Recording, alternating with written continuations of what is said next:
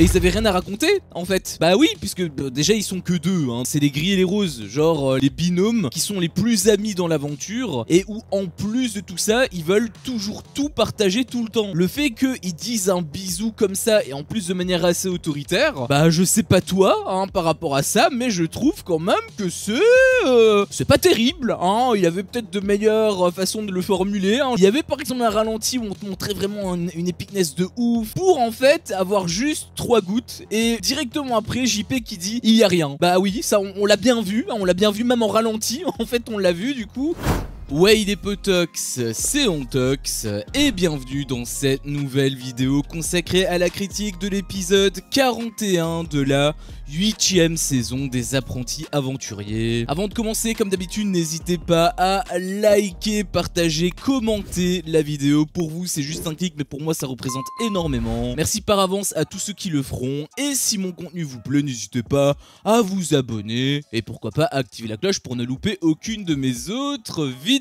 Et on a eu en fait un épisode qui était assez sympa, hein. On a eu le jeu, hein. Donc forcément, quand t'as un jeu, bah les épisodes sont déjà beaucoup plus intéressant, hein, donc l'intégralité, enfin pas l'intégralité mais une grosse partie était quand même centrée sur le jeu, donc ça c'était quand même plutôt cool, même s'il y a eu une petite partie qui était en fait un petit peu de trop entre guillemets, dans le sens où en fait bah c'était tout simplement la jungle, et comme je te l'avais déjà dit, je sais plus si c'était à l'épisode de vendredi ou à la vidéo de vendredi ou à la vidéo de jeudi, mais ils avaient rien à raconter en fait. Bah oui, puisque déjà ils sont que deux, hein, donc déjà pour proposer du contenu c'est assez compliqué en étant que deux, mais au-delà de ça, bah c'est les gris et les roses, genre les binômes qui sont les plus amis dans l'aventure et où en plus de tout ça, ils veulent toujours tout partager tout le temps. Donc automatiquement, ça génère aucune tension, il n'y a pas eu vraiment de séquences intéressantes. En plus, c'était souvent des séquences bateaux, genre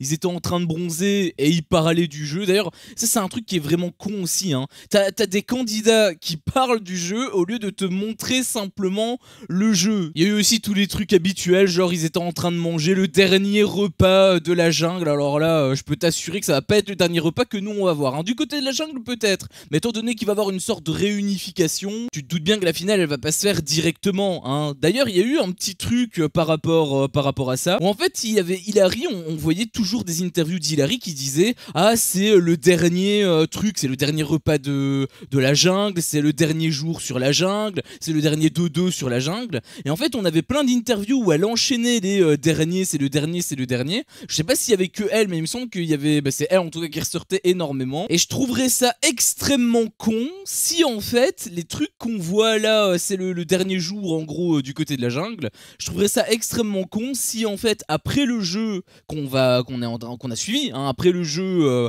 des plagistes, s'il y a encore des séquences sur la jungle. S'il n'y a pas de séquences sur la jungle, dans ce cas-là, le fait qu'il y ait des interviews où c'est le dernier, bon, quelque part, voilà, ça veut dire que c'était par rapport à cet épisode-ci. Mais si tu as d'autres séquences du côté de la jungle, en fait, les interviews où elle arrête pas de te rabâcher les oreilles avec le fait que c'est le dernier jour, bah du coup, artistiquement, on va dire, et même en termes de communication, ça n'a absolument aucun sens. Il y a aussi quelques petits trucs du côté de la jungle, hein, pour terminer par rapport à ça, qui m'avaient un petit peu fait lever un sourcil, notamment déjà, bon, le fait que Kevin avait maigri, en tout cas c'est ce qu'il prétendait, mais est-ce que c'est réellement le cas? Bah je pourrais pas te dire, il faudrait revoir l'épisode 1, mais j'ai un petit peu la flemme, et je trouve que c'est quelque part extrêmement con de leur part de ne pas nous montrer un flashback, tout simplement. Dans Koh-Lanta, tu vois, t'as ça, t'as l'avant et t'as l'après, tu vois, il te montre comment il est actuellement, et il te montre un flashback pour que tu visualises et pour que tu puisses comparer les deux physiques. Et je trouve ça d'ailleurs assez surprenant que bah eux qui pourtant aiment te donner des flashbacks, hein, on l'avait vu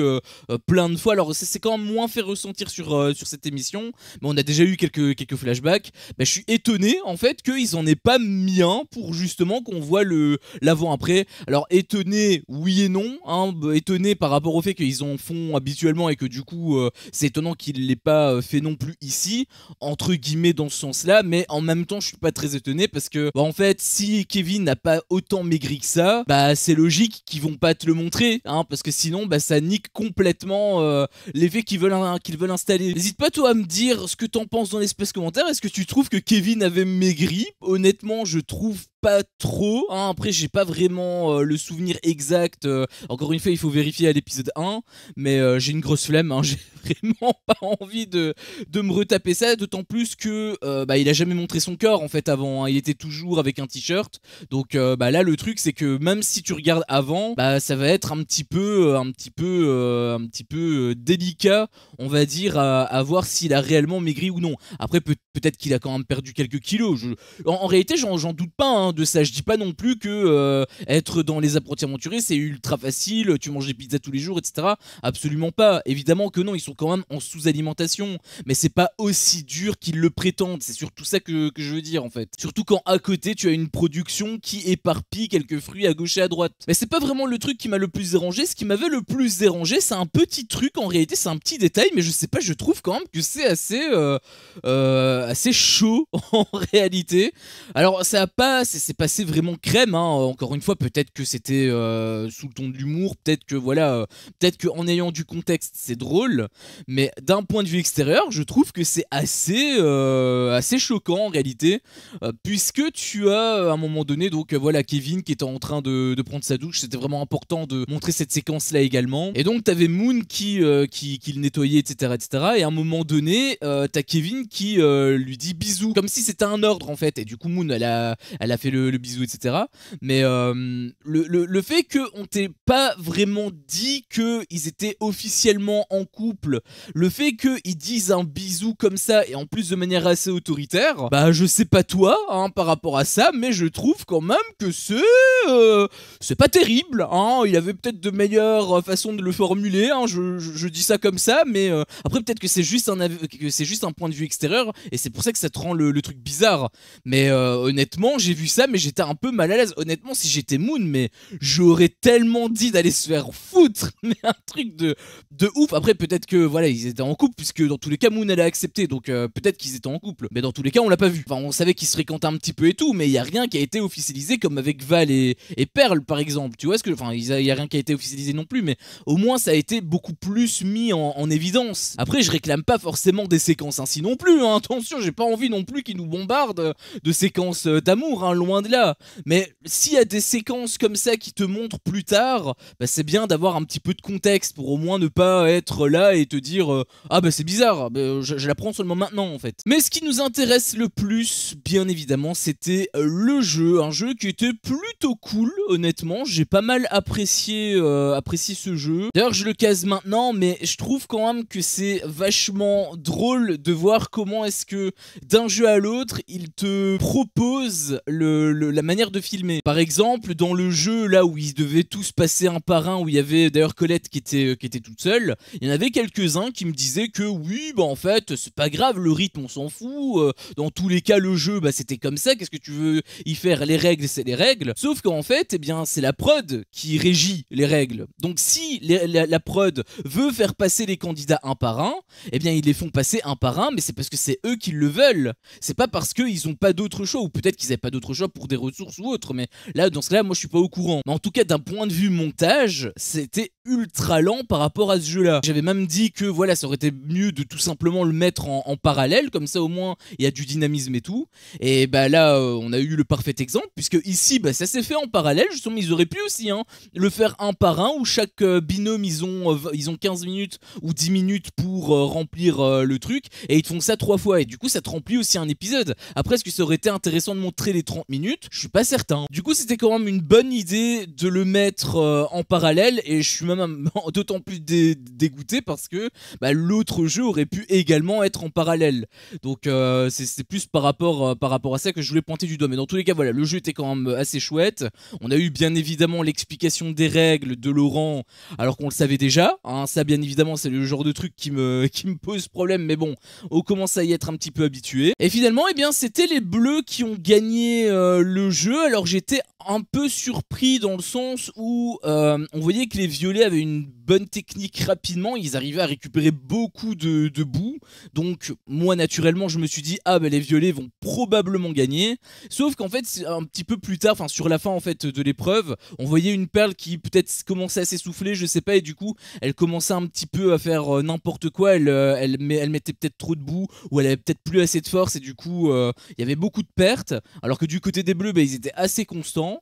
Et le montage t'as pas forcément mis en évidence le fait qu'ils étaient à ce point constants. Bon, ils t'ont quand même montré beaucoup de choses, mais je veux dire, ils ont pas été aussi insistants par rapport aux bleus. Et j'ai trouvé que c'était quand même une plutôt bonne idée, jusqu'à l'interview de fin où tu vois Valentin qui te dit, qui te parle par rapport à l'épreuve. Ah, peut-être qu'on va gagner. Et une fois que j'ai vu ça, je me suis dit, ok, c'est bon, c'est les bleus qui gagnent. Toi-même, tu connais la technique de montage, hein, on te montre quelque chose pour en fait avoir l'opposé. C'est une technique traditionnelle du côté de Banijé. C'est vraiment un problème, encore une fois, par rapport au suspense. Ça aurait été plus intelligent, je trouve, de mettre JP, en fait, par exemple, ou Delphine, par exemple, tu vois. Au moins là où il y aurait eu quelqu'un de neutre, et du coup, t'aurais pas eu d'indication. Là, dès que j'ai vu que c'était Valentin, bon, je me suis dit, ok, c'est bon, c'est les bleus qui gagnent, en fait. Et il y avait également les oranges qui, eux, étaient quand même pas mal en dessous, et bah, c'est totalement logique, puisqu'on avait vu au tout début que, voilà, ils étaient absolument nulle part. Ils te mettaient 3 gouttes dans le seau. Enfin, ils ont pris vraiment beaucoup de temps pour démarrer, et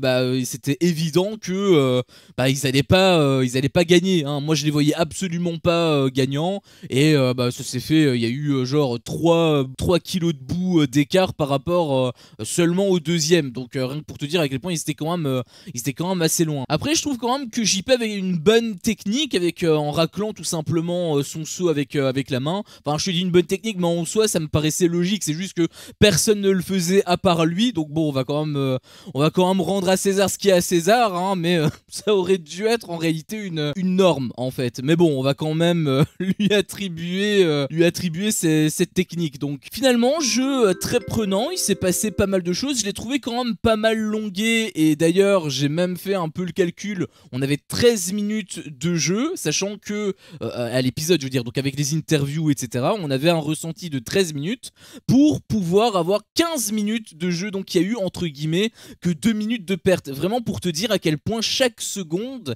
ils veulent te le montrer. Alors bien évidemment, je grossis un petit peu le trait parce que ils t'ont pas montré chaque seconde, hein. Il y a eu plein de coups en parallèle. Il y avait plein de moments de blanc où il y avait rien en fait, tout simplement, et ça forcément ils les ont coupés. Il y a aussi les interviews qui se sont rajoutées par-dessus. Donc je grossis quand même pas mal le trait, mais c'est surtout pour vous dire que bah voilà, ils gardent vraiment un maximum d'éléments. C'est ce qui fait le plus gros défaut d'ailleurs de cette production, en tout cas par rapport aux apprentis aventuriers. Avec les 50, c'était différent, c'était un problème différent. Mais bon, on n'est pas là pour parler des 50. Alors juste pour revenir sur quelques petits trucs, déjà il y a un truc moi qui m'avait pas mal dérangé, c'était l'abus de ralenti, parce qu'on avait vu qu'il y avait beaucoup de ralentis, et en avoir quelques-uns à certains moments clés, je veux bien, parce que ça t'instaure le suspense, etc. Ça te donne une tension supplémentaire.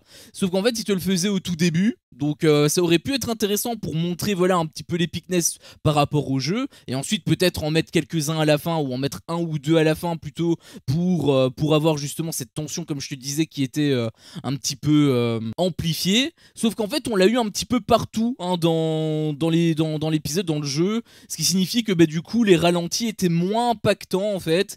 Et j'ai même envie de te dire, il y a même des ralentis qui servaient à rien, puisque il y avait par exemple un ralenti où on te montrait vraiment une épicness de ouf, avec justement Delphine qui te lance le saut, enfin qui te lance la boue plutôt à JP qui réceptionne, etc., avec un gros ralenti, le sound design aux petits oignons, le gros ouais je sais, je le fais bien. Et en fait on a eu tout ça, tout ce mélange, etc., avec une musique épique encore une fois en arrière-plan et tout, pour en fait avoir juste 3 gouttes, et directement après JP qui dit il y a rien. Bah oui, ça on l'a bien vu, hein, on l'a bien vu même en ralenti, en fait on l'a vu du coup. J'ai trouvé que c'était complètement con en réalité de mettre, et c'est pour ça que je parle d'abus de ralenti, au-delà du fait que en fait ça banalise les ralentis, bah c'est surtout qu'en plus ils te mettent des ralentis mais qui servent à rien quoi. Donc j'ai trouvé que c'était vraiment complètement stupide en fait. Et il y avait aussi un dernier petit truc, ça c'était plutôt concernant Perle, qui en fait s'était jeté dans la boue. J'ai trouvé que c'était aussi assez drôle. Je sais pas pourquoi elle a fait ça, même elle le sait pas. C'était inattendu, on va dire, et bon, j'ai trouvé que c'était assez drôle. Après, je me dis, j'ai un petit peu revisionné le petit passage, et je me suis dit, est-ce qu'elle regarde Koh-Lanta? Parce que dans Koh-Lanta, t'as des trucs ainsi où tu dois déplacer de la boue, etc., sauf que tu dois le mettre sur toi. Donc en fait, les candidats, ils plongent dans la boue, ils mettent un maximum de boue sur eux, et ensuite ils font le parcours du combattant, et ensuite ils dégagent la totale, ils dégagent tout ce qu'ils peuvent. Et je me suis dit, est-ce qu'elle regarde Koh-Lanta et que peut-être elle a compris dit un truc ainsi alors qu'en fait elle devait utiliser le seau. Je sais pas, mais quoi qu'il en soit, voilà, la séquence, le petit moment était drôle. Bon, elle l'avait plus fait par la suite, mais voilà, dans tous les cas c'était quand même drôle. Donc bilan, eh bien premier épisode de la semaine vachement cool. Déjà c'est un petit peu rassurant pour ces demi-finales, mais bon moi c'est surtout les épisodes d'après hein, qui m'intéressent, parce que si on a un épisode du lundi bien et que les épisodes de la suite de la fin de semaine bah ils sont vides, c'est pas spécialement très pertinent non plus, donc on va voir comment ça va se passer, mais en tout cas on va dire que voilà, ça démarre bien, hein. Ça fait quand même pas mal de temps que qu'on n'a plus un démarrage ainsi. Enfin bref, sur ce, c'était mon avis sur cet épisode. Si mon contenu te plaît, fais-le moi savoir en me laissant un énorme pouce bleu. À chaque fois que je vois ça, je vois que mon contenu plaît, et donc moi ça me motive à continuer. Si t'es pas encore un peu tox, qu'est-ce que tu attends pour me défoncer ce gros bouton rouge? N'hésite pas à activer la cloche pour ne rien louper. Et je te dis à la prochaine pour une prochaine vidéo. Ciao.